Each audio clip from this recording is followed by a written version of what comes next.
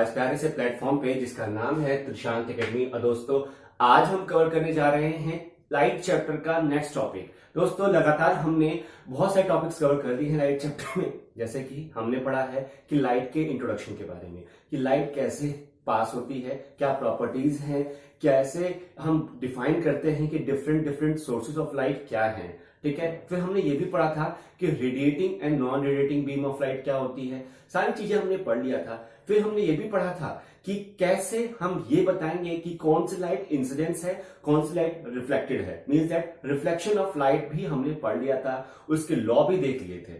तो जिन भी व्यूअर्स ने अभी तक वो नहीं देखा है तो प्लीज जल्दी से जाइए और चैनल पर सबसे पहले वो चीज आप देख लीजिए। ठीक है, आज हम बेसिकली पढ़ने जा रहे हैं दोस्तों कि रेगुलर एंड इररेगुलर रिफ्लेक्शन। दोस्तों मैं ये टॉपिक बहुत इंपॉर्टेंट है क्योंकि ये एग्जामिनेशन में डायरेक्ट शॉर्ट क्वेश्चंस में आता है। दोस्तों किस में आता है? शॉर्ट क्वेश्चंस में आता है और ये कवर करता है 3 मार्क्स। तो आपके लिए ये आज का वीडियो बहुत ज्यादा इंपॉर्टेंट है क्योंकि आज हम बेसिकली सीखने वाले हैं रेगुलर एंड इररेगुलर रिफ्लेक्शन, जो कि बहुत इंपॉर्टेंट है, प्योर थ्योरेटिकल है, लेकिन हाँ कॉन्सेप्ट अगर समझ गए तो आपका हो जाएगा। देखिए दोस्तों वीडियो को स्टार्ट करते हैं। स्टार्ट करने से पहले आप एक लाइक जरूर दबा दीजिए। ठीक है, देखिए रेगुलर और इररेगुलर रिफ्लेक्शन क्या डिफरेंस है इसमें। देखिए एक टर्म आ रहा है रिफ्लेक्शन।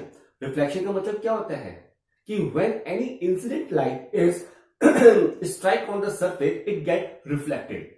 बस रिफ्लेक्शन मतलब यही हुआ ना कि अगर मान लीजिए हमारे पास कोई एक प्लेन हमारे पास सरफेस है, उसके ऊपर एक इंसिडेंस लाइट आती है और ये स्ट्राइक होती है, तो एक ये रिफ्लेक्ट भी होगी, है ना, ये जो लाइट रे आ रही है स्ट्राइक हो रही है तो ये रिफ्लेक्ट भी होगी।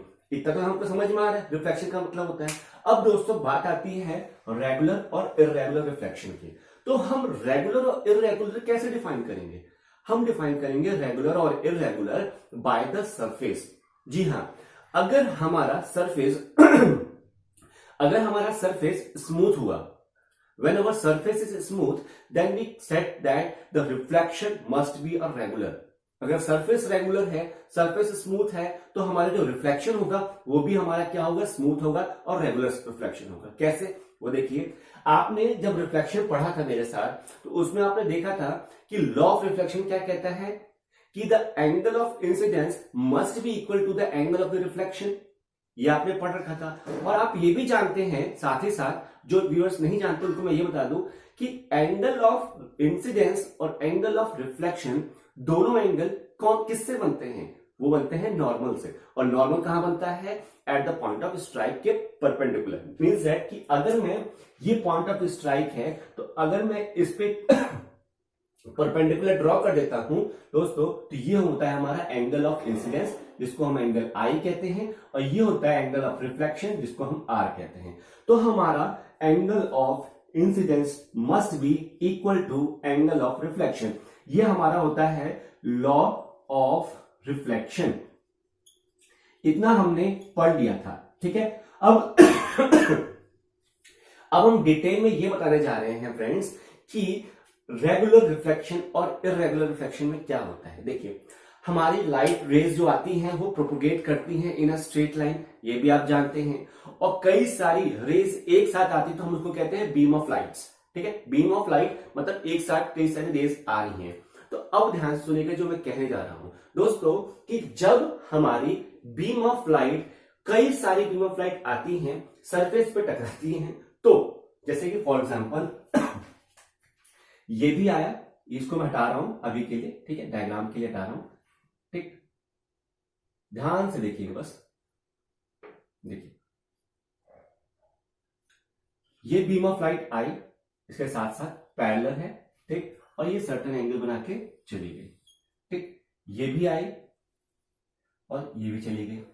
ठीक, तो आप ये देख रहे हैं कि अगर बीम ऑफ लाइट, अगर रेज ऑफ लाइट आती है, इंसिडेंस हो रही हैं, अब ये पैरेलल हैं, तो जितनी भी लाइट इंसिडेंस हो रही है सबका अपना अपना रिस्पेक्टिव एंगल ऑफ इंसिडेंस होता है। जैसे कि देखिए अगर मैं इसको यहां पे ड्रॉ करूं तो ये लाइन में ड्रॉ कर रहा हूं, ध्यान से देखिए, देखिए ये आई और इस पे अगर मैंने ये लाइन ड्रॉ की नॉर्मल, तो ये एंगल ऑफ रिफ्लेक्शन और ये एंगल ऑफ इंसिडेंस और ये एंगल ऑफ रिफ्लेक्शन यहां पे भी ड्रॉ की, ये एंगल ऑफ इंसिडेंस और एंगल ऑफ रिफ्लेक्शन यहां पे ड्रॉ की, angle of incidence angle of reflection.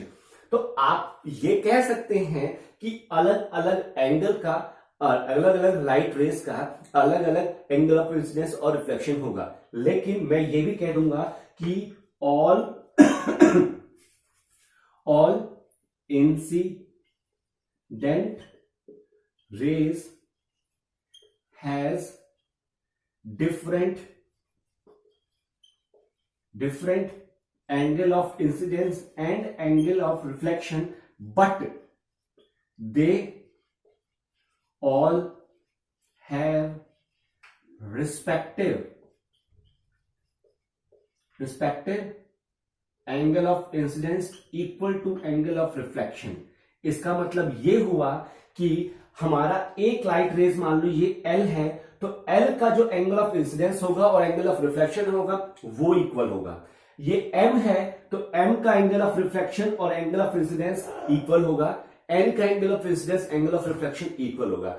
अगर ऐसी कंडीशन होती है कि when the different light rays has their respective angle of incidence must be equal to the angle of reflection, then we said that the reflection is regular. और ये तभी possible है when the हमारा surface हमारा smooth हो, when we have a smooth surface, regular surface होगा तो ये कंडीशन होगी।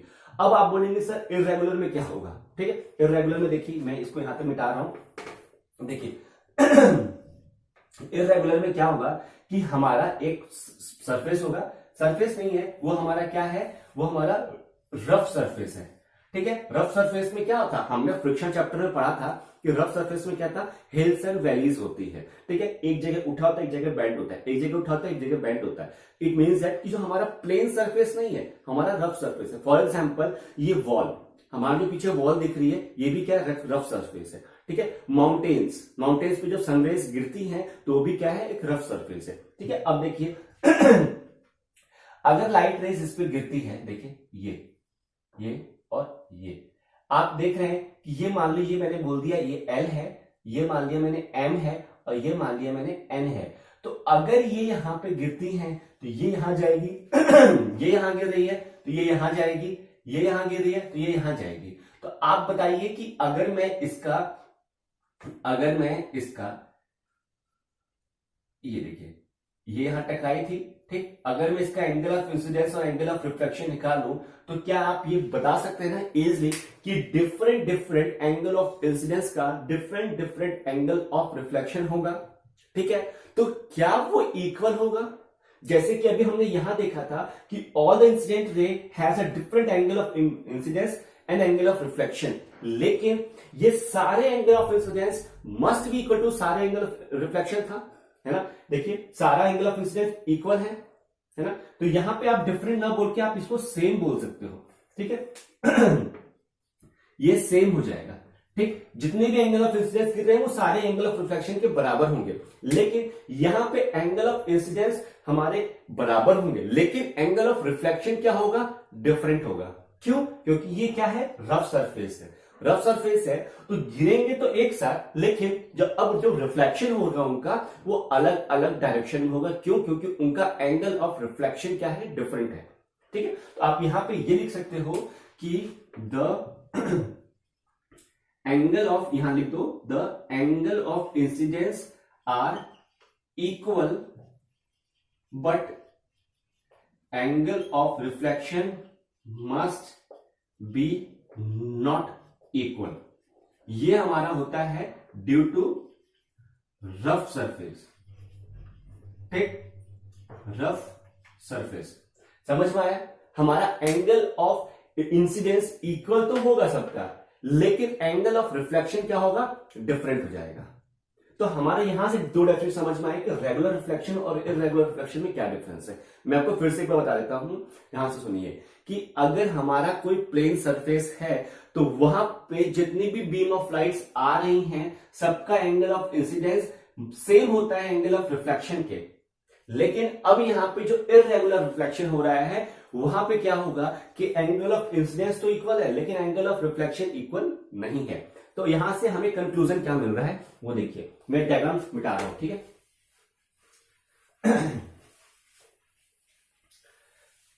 ये बहुत इंपॉर्टेंट टॉपिक है, क्योंकि यहां से एक कंक्लूजन निकल के आता है हमारे पास, वो ये है कि व्हेन, देखिए, when the angle of incidence, when the angle of incidence are not equal to angle of reflection in on the irregular surface, we can say that beam of light scattered in different direction. ध्यान से देखिए दोस्तों, important point है ये, different direction according to different angle of reflection. देखिए, according to different angle of reflection, this is known as scattering of light।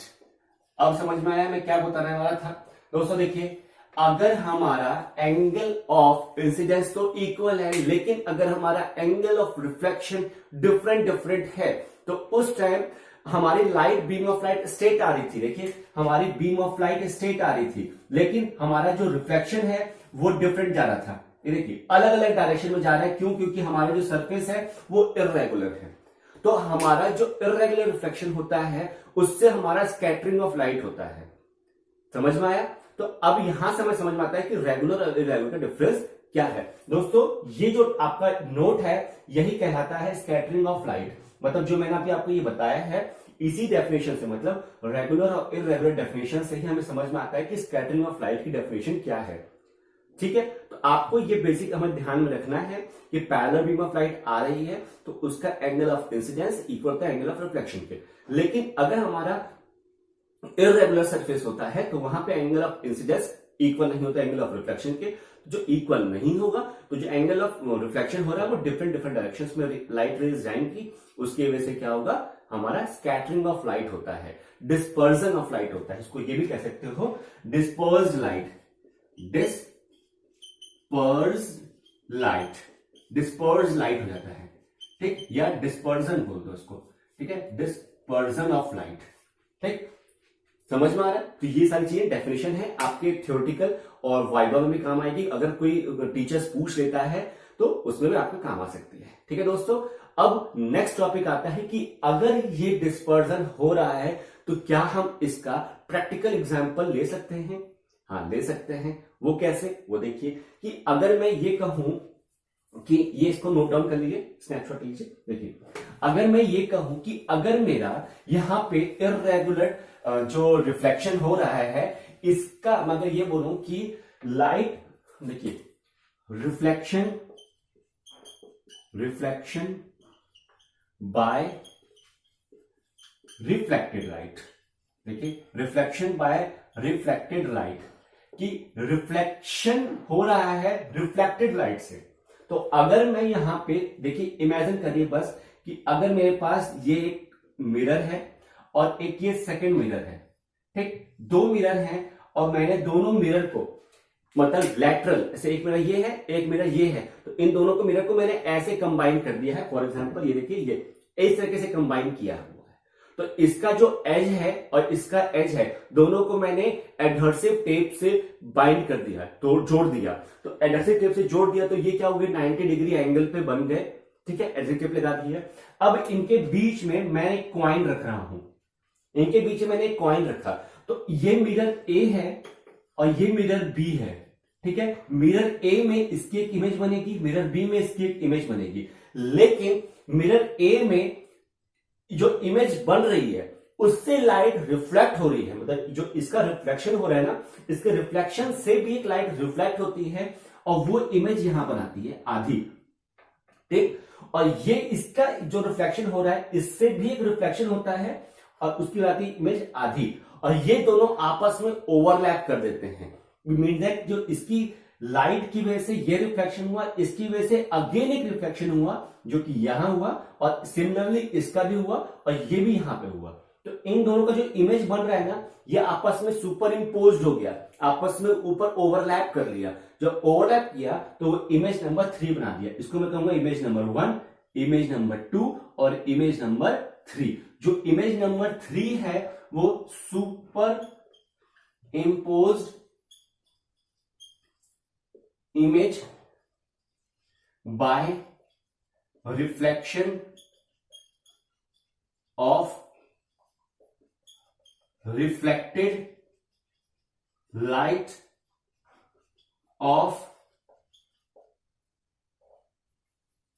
image 1 and 2।